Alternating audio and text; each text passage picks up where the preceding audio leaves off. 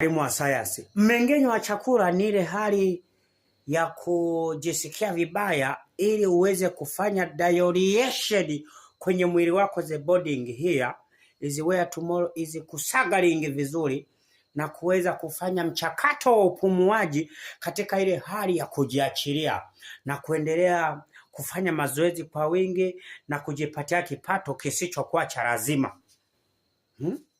Walimu wa sayansi.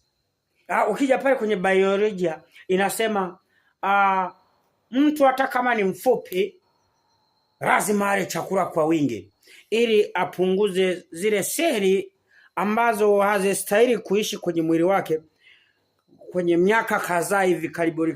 Najua watu mtabesha, watu mtabisha, watu tumesoma, watu tumesoma, yani tumesoma tu. Niangalie ni hivi nimesoma, akili melala hapa, nimesoma mpaka vitabu vikapeperushwa na nani hii, nimesoma. Ukija kwenye jumulisha 12.0.5 investment tourism unapata the channeling life bilioni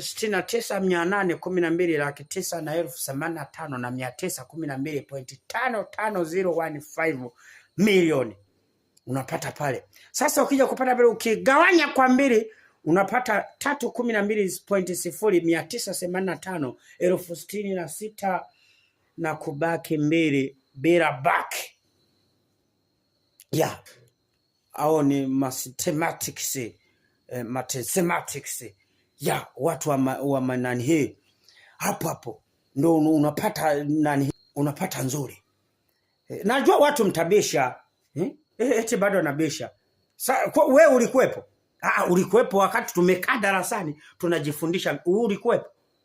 Acheni nyinyi bana.